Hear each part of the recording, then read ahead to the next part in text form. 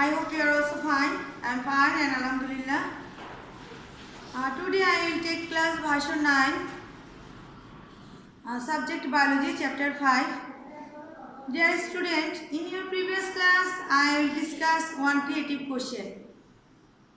And I said that creative question is very important for your exam. Today I will teach you another creative question, and this is creative question number 2. Dear student, please follow the board, and now we will start our class. Students, देखो, Irfan Ali observed that the leaves of the grass in his garden were becoming yellow. কি বলেছে? ইরফান আলী পর্যবেক্ষণ করে দেখলো যে তার বাগানের ঘাসগুলো কি হচ্ছে, ইয়েলো রঙের হয়ে যাচ্ছে, হলুদ বর্ণ ধারণ করেছে। And the leaves, flowers and buds of flowering plants were falling off plants. কি বলছে? যেসব গাছে ফুল ধরে অর্থাৎ সপুষ্পক উদ্ভিদের মধ্যে কি হচ্ছে, এগুলোর মধ্যেও পাতা, ফুল এবং এদের মুকুলগুলো ঝরে পড়ে যাচ্ছে। এরপর দেখো, to solve this problem he asked for help from a horticulturist and he suggested that Irfan Ali apply some essential nutrients elements in his garden. এরপরে সে কি করলো, যেহেতু তার বাগানে সমস্যা দেখা দিয়েছে, সে কোথায় যাবে? একজন হর্টিকালচারিস্টের কাছে যাবে এবং সে তাকে তখন ইরফান আলীকে কিছু সাজেস্ট করলো এবং কিছু পুষ্টি উপাদান এই গার্ডেনে বা বাগানে দিতে বললো। তাহলে এখানে সমস্যা কি হয়েছিল? সমস্যা হয়েছিল ঘাসগুলো হলুদ বর্ণ ধারণ করছিল, becoming yellow, and leaves, flower and birds are becoming are falling off plants, গাছ থেকে পড়ে যাচ্ছিল, ঝরে যাচ্ছিল। তাহলে এখানে আমরা কয়টি সমস্যা পেয়েছি? দুইটি সমস্যা পেয়েছি। ওকে স্টুডেন্ট, দেখো এই স্ট্রিম থেকে আমাদের কি কি কোশ্চেন আসছে। কোশ্চেন নেওয়া হচ্ছে হোয়াট ইজ এ মাইক্রোনিউট্রিয়েন্ট। এর আগে যখন আমরা আমাদের বইয়ের চ্যাপ্টার অধ্যায়গুলো রিডিং করেছি তখন আমরা মাইক্রোনিউট্রিয়েন্ট সম্পর্কে জেনেছি।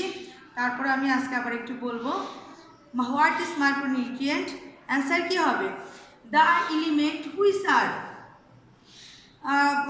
are taken in very small amount বা quantities required for the normal growth of plants are called micronutrients. অর্থাৎ যে পুষ্টি উপাদানগুলো উদ্ভিদের বৃদ্ধির জন্য খুবই কম পরিমাণে প্রয়োজন হয় সেগুলোকে কি বলে? মাইক্রোনিউট্রিয়েন্ট বা গৌণ পুষ্টি উপাদান। আর যে উপাদানগুলো উদ্ভিদের বৃদ্ধির জন্য উদ্ভিদের কার্যকলাপ বা কার্যক্রমগুলো অব্যাহত রাখার জন্য যে পুষ্টি উপাদান বেশি পরিমাণে প্রয়োজন সেগুলোকে কি বলা হচ্ছে? ম্যাক্রোনিউট্রিয়েন্ট। এবং সেগুলো কি? মুখ্য উপাদান। ম্যাক্রোনিউট্রিয়েন্ট অর্থাৎ হলো মুখ্য পুষ্টি উপাদান, আর মাইক্রোনিউট্রিয়েন্ট হলো গৌণ পুষ্টি উপাদান। তাহলে যদি বলা হয় হোয়াট ইজ মাইক্রোনিউট্রিয়েন্ট, আমরা কি বলবো?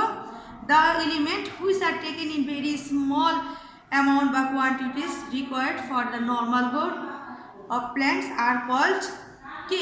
মাইক্রোনিউট্রিয়েন্টস। তাহলে আমরা হোয়াট ইজ মাইক্রোনিউট্রিয়েন্টস পেলাম, যেগুলো উদ্ভিদের বৃদ্ধির জন্য খুব অল্প পরিমাণে প্রয়োজন হয় সেগুলোই হলো micronutrients.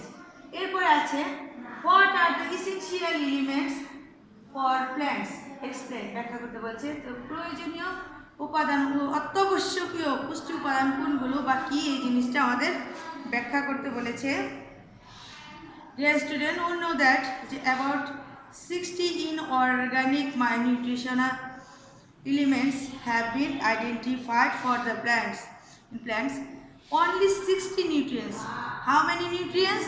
Only 16 nutrient elements from 60 are very essential for the normal growth of plants. অর্থাৎ যে 60 প্রকারের অজৈব পুষ্টি উপাদান নির্ণয় করা হয়েছে যা উদ্ভিদের জন্য প্রয়োজনীয়। এর মধ্যে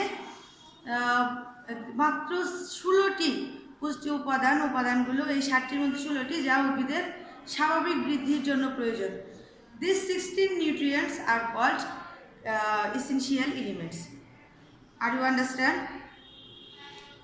অর্থাৎ আমাদের কি হয়েছে, about 60 nutrients elements have been required by identified in plants.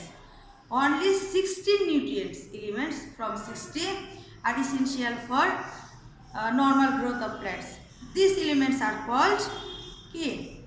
These elements are called essential elements. এরপরে কি বলছে, কি কি কারণে ব্যাখ্যা করতে বলেছে এগুলো এসেনশিয়াল বা প্রয়োজনীয়, যে because they are required for the normal growth, physiological activities and reproduction of all types of plants. অর্থাৎ এগুলো কি করে থাকে, এই 16টি পুষ্টি উপাদান, 60টার মধ্যে 16টি উপাদান আমাদের কি করে থাকে, 60টার মধ্যে 16টি উপাদান আমাদের এই উদ্ভিদের নর্মাল স্বাভাবিক বৃদ্ধি, উদ্ভিদের প্রজনন, উদ্ভিদের ফিজিক্যাল শারীরবৃত্তীয় কার্যাবলীগুলো নিয়ন্ত্রণ, সব ধরনের উদ্ভিদের শারীরবৃত্তীয় কার্যাবলী নিয়ন্ত্রণ করে থাকে। এবং কি এর অভাবে deficiency of an elements plants result in deficiency symptom in plants and causes disease in them. অর্থাৎ আর এই যে 16টি উপাদানের অভাব হলে, স্বল্পতা হলে দেখা যায় কি উদ্ভিদের মধ্যে বিভিন্ন ধরনের রোগ সৃষ্টি হয়। এই জন্য এই 16টি উপাদানকে কি বলেছে, এই 16টি উপাদানকে বলেছে essential elements for plants. Okay student, এরপরে দেখো কি আছে, explain the causes of the problems found in the গাছ ইন ইফান গার্ডেন্স। আমরা কিন্তু এখানে প্রবলেম পেয়েছিলাম কি গাছের, যে গাছ আর বিকামিং ইয়েলো, যে ঘাসগুলো ক্রমান্বয়ে হলুদ হয়ে যাচ্ছিল। তাহলে আমরা যদি দ্য লিভস অফ দ্য গাছ plants R becoming yellow from the deficiency symptoms of nitrogen it's happens to A plants. অর্থাৎ নাইট্রোজেনের অভাবে এই ধরনের একটা সমস্যা হয়ে থাকে। Thus leaves turn yellow, so the reason of the gash, leaves turning yellow, and is that there is a deficiency of nitrogen in that soil, meaning the soil does not contain nitrogen. So as a result the grass leaves could not uptake enough nitrogen to satisfy its need. অর্থাৎ মাটিতে কি হচ্ছে, এর পরিমাণ কি হচ্ছে, যে মাটির মধ্যে প্রয়োজনীয় পরিমাণ নাইট্রোজেন নেই। নাইট্রোজেন না থাকার কারণে কি হচ্ছে, সে অবশ্য মাটি থেকে তার যে নাইট্রোজেন, উদ্ভিদ নাইট্রোজেনটা শোষণ করবে সেটুকু তার প্রয়োজনীয় পরিমাণ মাটি থেকে পাচ্ছে না। এই জন্য অবশ্যই আমাদের কি করতে হবে, যে thus the leaves has turned yellow, এই জন্য আমাদের নাইট্রোজেনের অভাবে পাতাগুলো হলুদ হয়ে যাচ্ছে, ঘাসের পাতাগুলো। এরপরে কি আছে, evaluate the suggestion given by the horticulturist. এবং তাহলে কি মূল্যায়ন করতে হবে, একটা হর্টিকালচারিস্ট কি উপদেশ দিল, কি সাজেশনটা দিল, সেটার মূল্যায়ন কিভাবে করতে হবে। দেখো যে in the passage the horticulturist has determined 2 types of defensive system. One, grasses are becoming yellow and leaves, birds and the flowers are flowers are following of plants. এই দুটো কি পেয়েছিল, ডিফেন্সিভ সিমটম পেয়েছিল। তো এখন সে কি সাজেস্টটা করলো, he suggested finally to supply this nutrient elements in his garden. তাকে গার্ডেনের এর জন্য, এই সমস্যার জন্য যে পুষ্টি উপাদান দরকার তা সাপ্লাই করতে বললো। এখন কি আমরা জানি যে যদি গাছের পাতা হলুদ হয়ে যায় তখন কোনটির অভাবে, কোন পুষ্টি উপাদানের অভাবে, নাইট্রোজেনের অভাবে। তাহলে আমাদেরকে কি করতে হবে, যে so nitrogen enriched fertilizer urea has to be applied in his garden. This way the deficiency of nitrogen will be removed. Again the leaves, flowers and buds of flowering plants are falling off plants in infernally garden because of deficiency of phosphate. তাহলে কি হলো, ঘাসের যে হলুদ বর্ণ ধারণ করেছিল এর জন্য কোন কার ডিফেন্সির কারণে, নাইট্রোজেনের ডিফেন্সির কারণে। এবং কি লাস্টে কি এসেছে, যে ফ্লাওয়ার, লিভস অ্যান্ড বার্ডসগুলো বা ঝরে যাচ্ছিল, এগুলো কিসের অভাবে, ফসফেটের অভাবে। তাহলে must be applied nitrogen and phosphate. Okay, আর এই ফসফেট সমৃদ্ধ ইন্ডিয়েস্ট triple super phosphate fertilizer in his garden soil.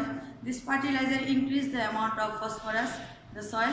As a result, the falling of leaves, flowers and birds, flowering plants will stop.